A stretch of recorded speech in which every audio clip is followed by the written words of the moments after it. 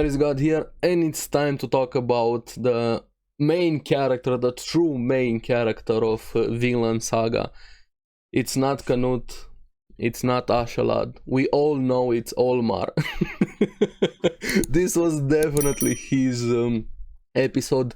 He wanted to be the center of attention, so he's getting what he wants, although he's a bit oblivious, to say the least. This was more of a setup episode for things to come, with Canute's plan being set in motions over here, and Olmar being Olmar. I was laughing so much this episode. I wasn't expecting Vinland Saga to be this funny, but I'm glad we have a character like Olmar, and it seems things are going to change with the farmer, heading probably for some confrontation and some reunion on two fronts with Canute, Leif, and Thorfinn. So let's get into it and talk about it. Now, this episode will also see more of the life of Canute, how the royal court handles everything, his plans as a king, also him training with Wolf, who is very capable there, and his sister being scared of the fights, and kind of allows him to win that fight in a way, because Wolf is better than him at fighting. Everybody knows that, even he knew it, but he's more cunning, to say the least, because when he was retreating, one of his habits when he is tired, he used Wolf and his affections for his sister. He knows that Wolf probably has a crush on Estrid, and says, hey, she's talking over there with that man being Gunnar. But of course Wolf didn't know, which when he looked away got distracted, which allowed Canute to at least win one of the 5 training matches that they had there. And poor Wolf. But yeah, that was a nice moment to see that, showing his capabilities, also showing he's willing to fight and able to win, even though he's outmatched and outclassed, because North people don't respect weak rulers, especially here in this case. But Canute's power lies more into his mind than his physical might. Then we have a lot of characters that are better warriors than him, but I don't know if we have anybody that is still alive that is his equal, at least mentally. We had Askeladd, but unfortunately Askeladd is not here anymore. He kind of passed on a lot of the lessons to Canute, which kind of makes me think that Askeladd was more of a father to even Canute, same way he did for Thorfinn with their weird relationship. We talked about it many times here, but we also see that he's starting to make his move, setting out his plan into motion, saying they need more money, either more taxes, or they have to requisition some land, and to keep the military, for him to still have a show of force, he needs money and taxes to be able to maintain that military, because after he became king there was an urgent problem, needing a source of funds, and they're kind of using the English people to pay for the Denmark army, and that causes some problems, and they're running out of money there.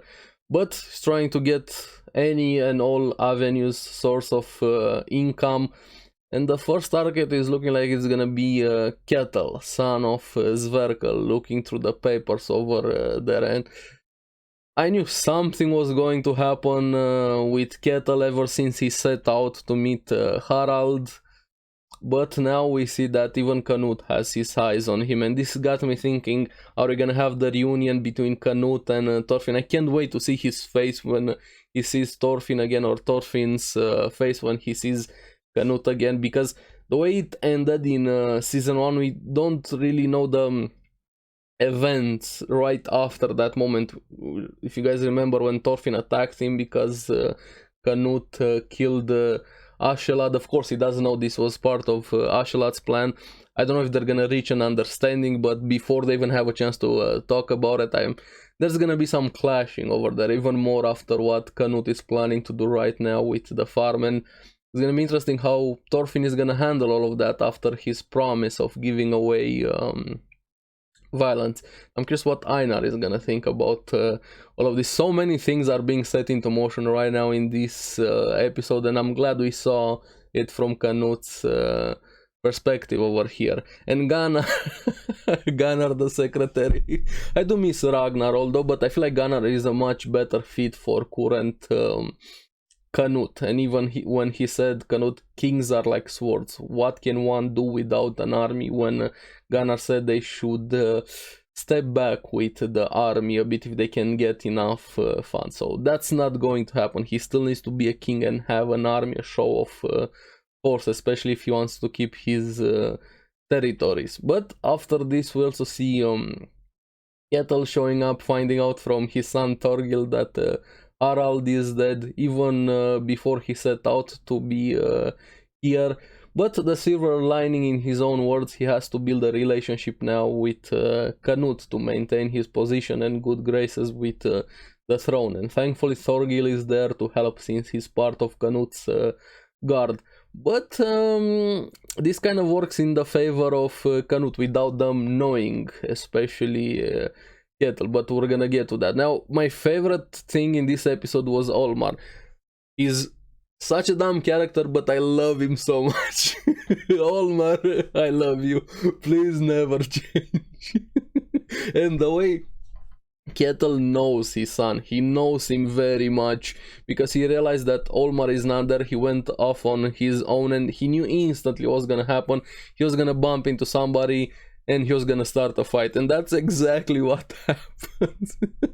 He bumps into somebody, and of course he's high and mighty, wanting the other guy to apologize. The guy wanted him to apologize, back and forth. The way the pride was there from Olmar, the big shot, even when he pulled out the sword. I really like that scene when they showed him as this powerful guy in the scene, when the camera backed out. Amazing. I like you, Olmar, so much. But before things could escalate, and he would probably make the bigger disaster if Ketil didn't show up and brings him down. Calms him a bit and even offers to pay off the dude and his merchandise that got destroyed during the altercation there. But at the same time, and I didn't expect this, we have the father of that merchant coming in and doing pretty much the same thing, saying, hey, you gotta pay the change back, they overpaid there. But I was expecting it's gonna be a generic dude, they're gonna have this settled down and then they're gonna go deal with Knut and the meeting there. But no, the father of that guy is Leif, and I was, oh, right, we still have Leif, but I didn't expect him to be here and have a son. But apparently he's an adopted son, also called Thorfinn, or Bug Eyes. I'm just gonna call him Bug Eyes. But he probably met him when he was looking for Thorfinn. They have similarities between them, they look a bit the same there, so that's probably why they got into this father-son relationship here. Leif is still looking for Thorfinn, which strikes up a conversation between Leif and Ketil when he mentioned that his name is Thorfinn, of his adopted son, and Ketil remembers that he also knows a Thorfinn and he has somebody like that works for him, without mentioning that he is a slave. And they start talking a bit, and the more Ketil was describing our Thorfinn, Leif was there inhaling that copium. Hey, this could be my Thorfinn. Poor dude has been looking for so much time, and he decides to go check, but it's gonna be a huge detour, and Morse doesn't want to do it. So I hope Leif is gonna end up going to Ketil's farm, and I want to see his reaction when he sees Thorfinn, and Thorfinn's reaction also. But this is gonna be interesting if he actually goes there to check. We'll see. That's why I'm saying there's so many things being set up into this episode. Is insane. And now, like I mentioned, the meeting, we have Thorgil and Ketil with Olmar waiting for them to go see Knut the king. Even Thorgil was surprised that the meeting was so fast. Ketil thought that Thorgil had this much pull, but no. they have no idea that this is all working in Canut's favor over here, and it's gonna work even more in his favor. So they finally get to the meeting. Canut accepts the gifts from Kettle, which he thought, hey, this is very good for me, things are gonna be the same moving forward. He even got some praises from Canut, but this is where we have Olmar taking the stage, and I love you. He's quickly becoming one of my favorite characters. I was liking him from the first few episodes. He's a bozo, let's be honest here, but he's still fun. He starts getting up, and poor Kettle, oh, I'm sorry you have to go through this. I love you, Kettle, but even Thorgil was shocked there when they saw Olmar getting up, saying he wants to join Canut's forces. He almost pulls out Rossi's sword. And as we know from the ending of season 1, if you draw out the sword in front of the king, that's a big no. But thankfully Canut was intrigued. He wanted to see where this was leading and say, hey, let me see your skill. Now I was expecting him to do something more than to at least strike down, but they get a pig, the food for the soldiers for the next dinner, cooked already, just cut down the pig, just wanna see your skill. And then camera pans out, we see it from the outside, and we just hear the screams. Everybody was, wait, what's happening? Was screaming. What is he doing there that he's screaming? I was thinking he was doing some preparation, screaming, pumping himself out, and then we finally get to see on the inside he was using the sword as a sword. I just couldn't. Come on, Olmar. The comedy that Olmar brings to the show is priceless. I love him. And poor Kettle and Thorgil were like, oh, this is my son, this is my brother. Poor guys. But yeah, even after that, Canut says, I'm gonna consider it, you're gonna have my answer tomorrow. But we also see that Wolf, of course, no, hey, this guy is full of pride. We know a lot of them, they're very useless, and they're the first ones to die. That was his answer as the captain of the guard. But from the other perspective, for their other plans, they have other uses for him. Olmar, he's gonna be an important pawn or prop in Canut's plan over here, without him having any idea. And even Kettle or Thorgil, he just fell right into Canut's lap over here. And the way Canut was acting right there, just like the villain, that smirk, the plan, saying, if the people want peace, they're gonna have to pay the price for it. Their first target being Kettle's farm to requisition there, and him touching the scarf from Thorfinn there. Yeah, still thinking on his mind, and I can't wait for that reunion. This is gonna be interesting. But yeah, this was pretty much a setup, build up episode.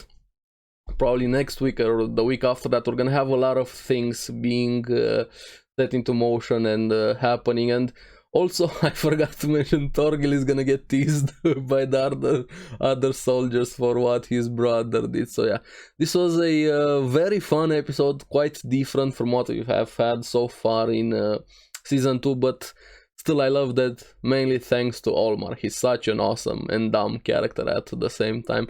But I'm very curious what you guys think about this episode. Let me know in the comments below, and why is Olmar your favorite character? So as always, thank you very much for watching. Remember to like and subscribe, it helps me quite a lot, and you guys get the latest videos on the series that I follow. So keep enjoying Vinland Saga. I'll see you in the next one. Bye bye.